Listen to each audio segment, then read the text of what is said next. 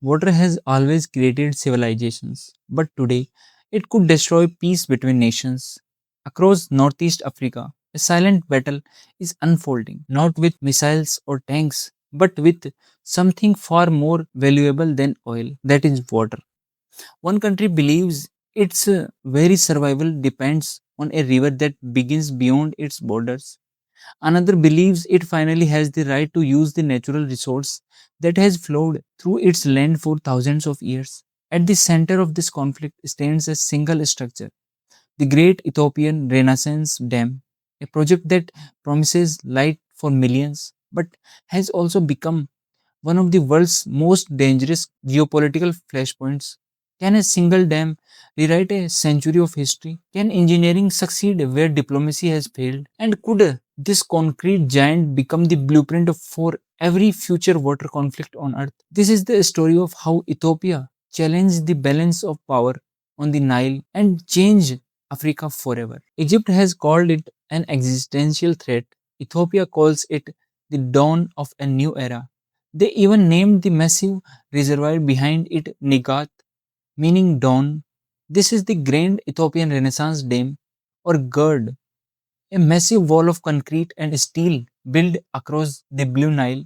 Standing 145-meter tall, the dam holds back a reservoir larger than the city of London. After 14 years of construction, nearly $5 billion of investment, and more than a decade of diplomatic disputes, Ethiopia officially inaugurated the project on September 9, 2025. It marked the completion of one of the Africa's most ambitious infrastructure projects. Yet, more than 3,000 kilometers downstream, Egypt is still asking the same question it has been asking since construction began in 2011. What happens to us now?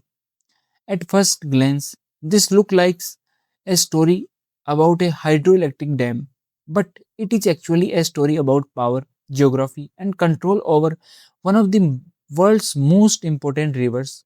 It is about how one country challenged a century old balance of power without firing a single shot.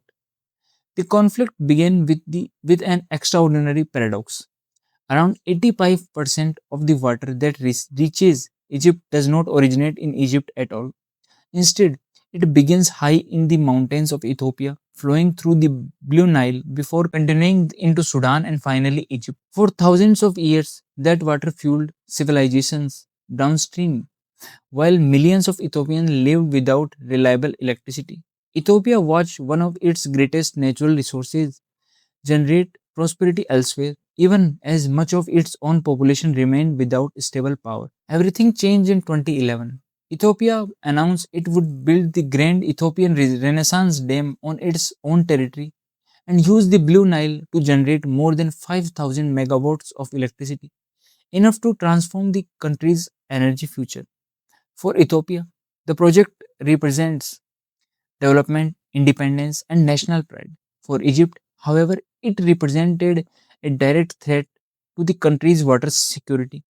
The disagreement runs much deeper than the dam itself. Egypt has long relied on treaties signed in 1929 and 1959 that granted it the majority of Nile's water and significant influence over upstream development. Ethiopia was never a signatory to those agreements and argues they belong to a colonial era that no longer reflect modern realities. That fundamental disagreement, historical rights versus national sovereignty, lies at the heart of one of the Africa's most important geopolitical conflicts.